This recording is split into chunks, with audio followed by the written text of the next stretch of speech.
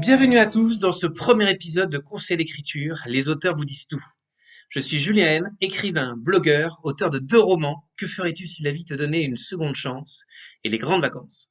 Dans cette émission, je pars à la rencontre d'auteurs connus ou moins connus, des classiques, des contemporains, des best-sellers ou pas, pour leur demander leurs secrets d'écriture, leurs conseils pour vous aider à mieux écrire, mieux structurer vos ouvrages, vos romans, vos nouvelles et être lus par le plus grand nombre. Aujourd'hui, j'ai la chance d'avoir Gustave Flaubert, Aristote, Amélie Nothomb, Bernard Werber, Anaïs Nin, Henri Miller, Guillaume Musso et le prix Nobel de littérature Patrick Modiano autour de la table pour vous expliquer pourquoi il est important d'écrire tous les jours, encore et encore.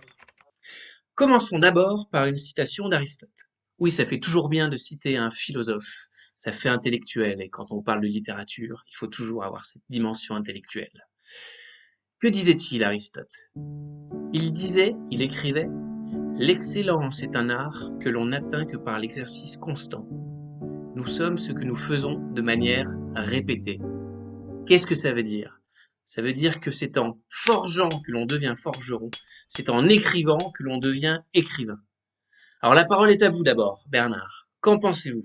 La régularité permet aussi de transformer son imaginaire en muscle. C'est-à-dire au bout d'un moment, l'imaginaire va, va fonctionner sans aucun effort. C'est exactement comparable à un marathon. Bien de marathon. Il a battu tout le monde aux Jeux olympiques. Il faut trouver une régularité, on trouve un souffle, et au bout d'un moment, il n'y a plus d'effort, il n'y a que l'émotion. Et en même temps, plus on le pratique, plus c'est facile de le pratiquer. Merci beaucoup, Bernard. Je crois qu'Amélie, vous voulez ajouter quelque chose? Amélie, c'est à vous. Je me donne toujours les moyens d'écrire. Il y a toujours moyen d'écrire. Il n'est jamais trop tôt pour se lever. La condition pour moi, pour l'écriture, c'est qu'elle doit avoir lieu avant toute autre chose. Donc je me réveille au plus tard à 4 heures du matin.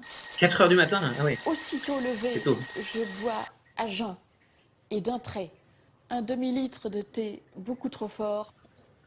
De le boire d'un trait à jeun, ça me fait vraiment exploser la tête. Et aussitôt, sans attendre, je me jette sur le papier et le stylo.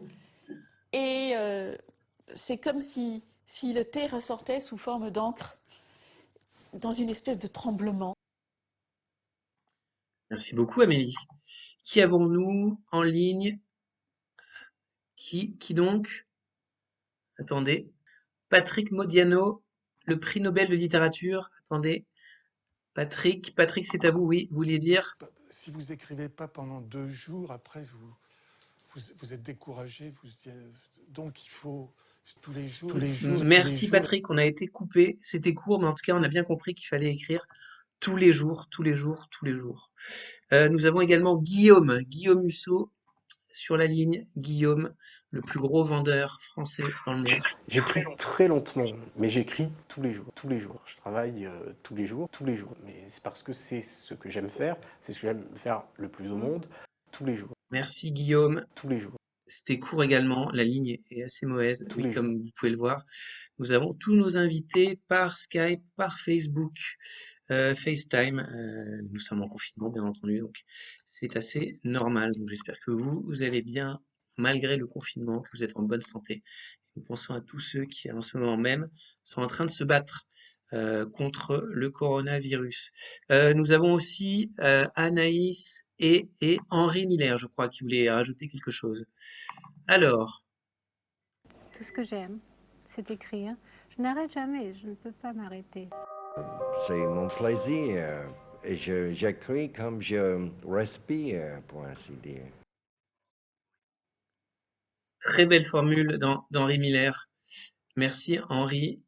Il nous faut une super formule en français. J'écris comme je respire, qui nous vient d'un anglophone, un anglo-saxon, qui était amoureux de la France, amoureux de Paris. Je crois qu'on a également Alexandre Jardin en ligne. Alexandre Jardin qui voulait nous dire quelque chose sur l'écriture et la réécriture, je crois. Réécrivez tout, à la fois vos tweets, à la fois vos messages numériques, les journaux, vos livres. Réécrivez tout, comme des fous. Voilà, je pense que c'est un beau mot de la fin. Il faut tout réécrire. tout relire également, j'ajouterais. Relisez-vous, ne laissez pas de fautes, ne laissez pas de typos se balader dans vos écrits, c'est quand même bien dommage. Ça les gâche et ça peut gâcher la portée de votre message et de vos phrases et la beauté de vos phrases s'il y a une faute ou des mots qui sont mal écrits à un moment ou à un autre. Donc réécrivez, relisez-vous. Alors en résumé, vous l'aurez compris, c'est en forgeant que l'on devient forgeron et en écrivant que l'on devient écrivain. Alors écrivez tous les jours, tous les matins, le soir, comme vous voulez.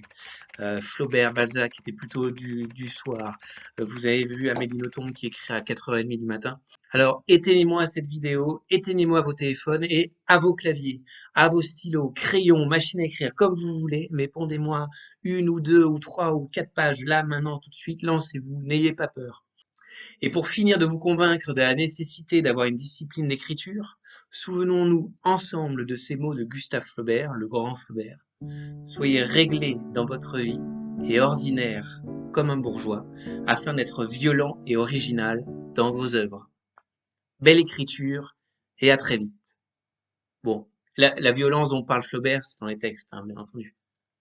Ciao.